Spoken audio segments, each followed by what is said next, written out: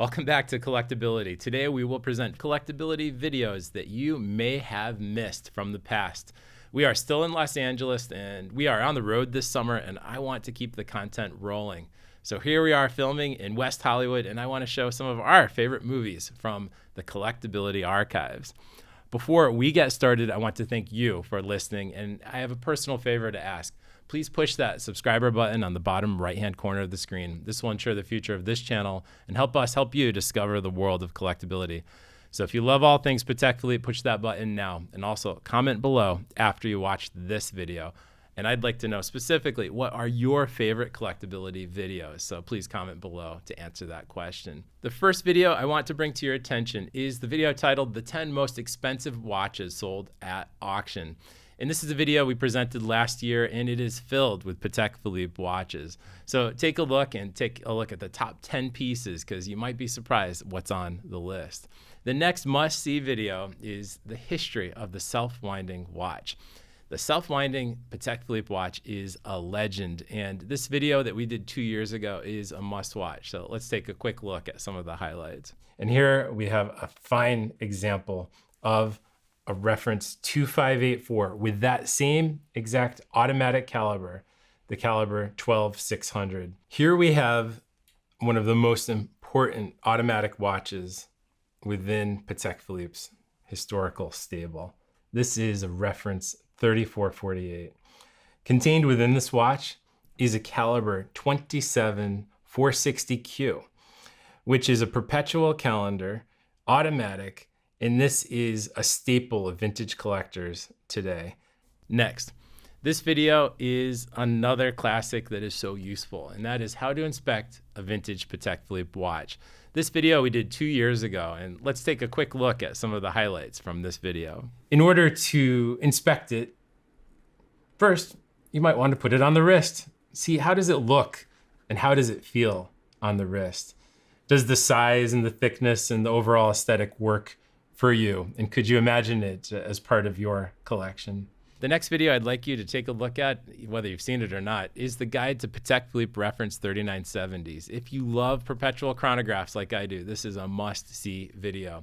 We did this video 3 years ago, and my first comment is, I look like I've aged a lot in the last 3 years, but it's more important to notice the 3970 has aged beautifully. So let's take a look at some of the highlights from this very useful video, a collecting guide to reference 3970s.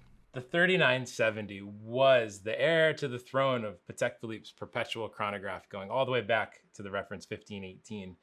And then it was the 2499. And then in 1986, the reference 3970 was born. But it's important to note the 3970 was made in generally 4 colors, 36 millimeter diameter, and it's based on the caliber CH27-70Q, which is based on the Ibach, the Lemania 2310, but finished to Patek Philippe's high standard. This next video was one of my most favorite videos to film. It was unpredictable, it was a little messy, and some surprises that happened, and that was how to fill a Patek Philippe lighter. We did this over 3 years ago, and this video still gets a lot of comments on YouTube. And let's take a look at some of the highlights from this video. And you'll notice it has almost a lip that goes into the bottom of the lighter. It's important to hold the lighter downward because the butane has to go into the tank. So you just twist it in, and you'll see it'll catch. It's a little click, and that's all the way in. And now I'm going to attempt to push this down while holding the lighter to see if the fuel goes in it. And you'll hear that sound. Butane is all over the place. But I could feel it filling the tank. A trick is you have to bend it at an angle in order for the butane to go into the lighter. The next video I'd like to go back in time and take a look is a video titled The Wonderful World of Patek Philippe Electronic Master Timing Systems. This was the first and only time I wore sunglasses in a collectability video, and for good reason. It really fit in the film noir style of this video. So let's go back 2 years ago and take a look at this electronic master timing system video. We'll see some highlights and let me know what you think below. During the post-war period, Patek Philippe expanded its electronic and atomic horological research in the quest to make the most accurate timepiece possible. Timing accuracy literally meant the difference between life and death. Governments and institutions challenged Patek Philippe to make the most accurate timing systems that they could ever possibly make. This is the story of Patek Philippe electronic clocks. This particular example from the Geneva airport is really the most cutting edge technology of the era and 1970s timekeeping at its best. These were very expensive at the time, much more money than any wristwatch you could buy.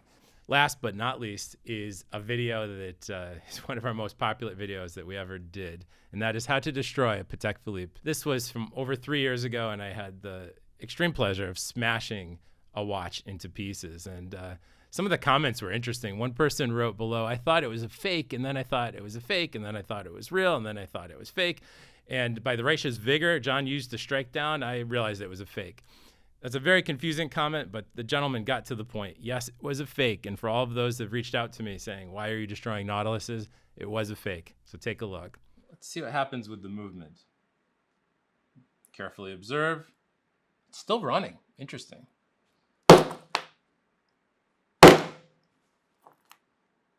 Wow. Just some dents and some scratches. We'll go for the face. We'll go for the two-handed move. Wow. All right. Still some dents, but quite resilient. So thank you for looking at this little retrospective, and I really appreciate you following all things collectability. If you enjoyed this video, please like and subscribe to Collectability on YouTube, Instagram, and also TikTok so that you don't miss any future post. Thanks again, and enjoy the hunt.